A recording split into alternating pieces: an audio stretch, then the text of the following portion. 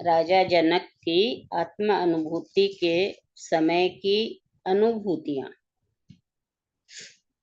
राजा जनक की आत्म अनुभूति के समय की अनुभूतियां।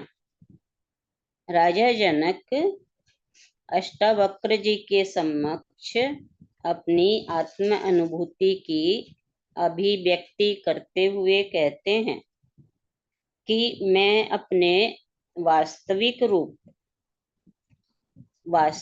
स्वरूप आत्मा को प्राप्त हो गया हूँ।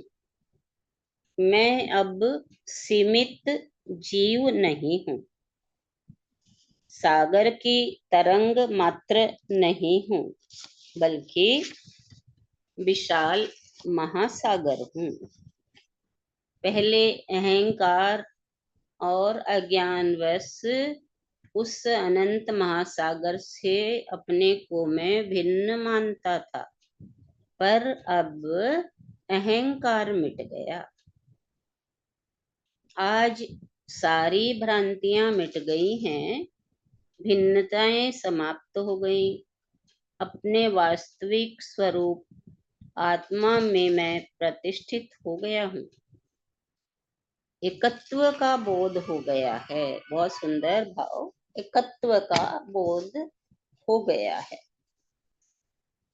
अंत से अनंत हो गया हूँ, सीमित से असीमित हो गया हूँ।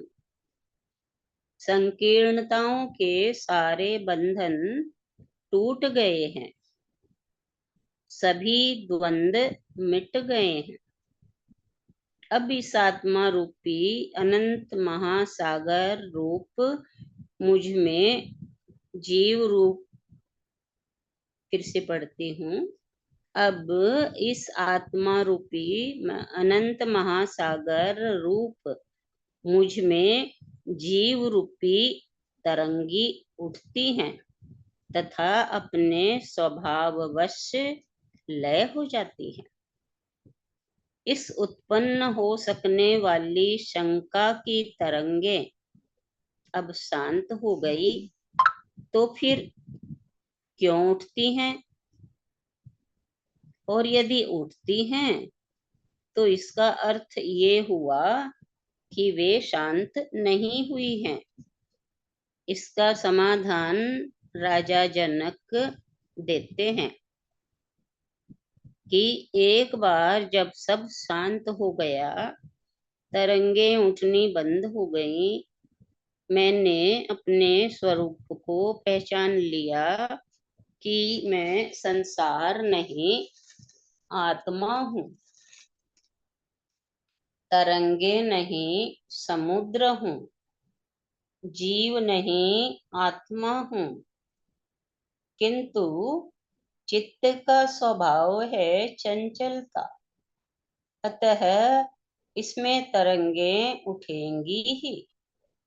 वासना की तरंग फिर भी उठेगी, परंतु मैंने जब इनसे अपने को भिन्न देख लिया, तो अब इनसे प्रभावित नहीं होता।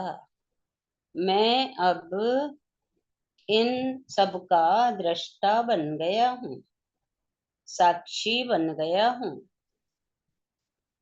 पहले ये मुझ पर शासन करती थी, अब मैं इन पर शासन करता हूँ।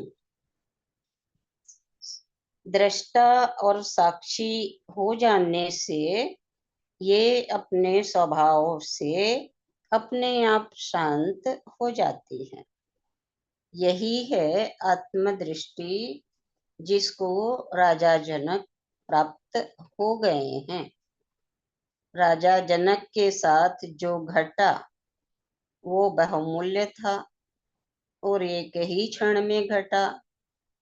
ये अचानक एवं संपूर्ण परिवर्तन साधक के शरीर, मन, इंद्रियां, अहंकार आदि सबको झकझोर देता है। यह अचानक, फिर से पढ़ू लाइन को। ये अचानक एवं संपूर्ण परिवर्तन साधक के शरीर, मन, इंद्रियों, अहंकार आदि सबको झकझोर देता है। ये सामान्य अनुभव नहीं होता, ये विराट का अनुभव है। जब सामान्य सुख से ही मनुष्य पागल सा हो जाता है, तो विराट का अनंत सुख वो कैसे झेल सकता है। अतः गुरु ही उस समय सहायता करता है। यदि साधक की पूर्व तैयारी उस समय नहीं है, तो वह उस शक्ति को झेल नहीं सकता, पागल हो सकता है। इसीलिए गुरु की उपस्थिति अनिवार्य है। आज का लेसन सुना हमने।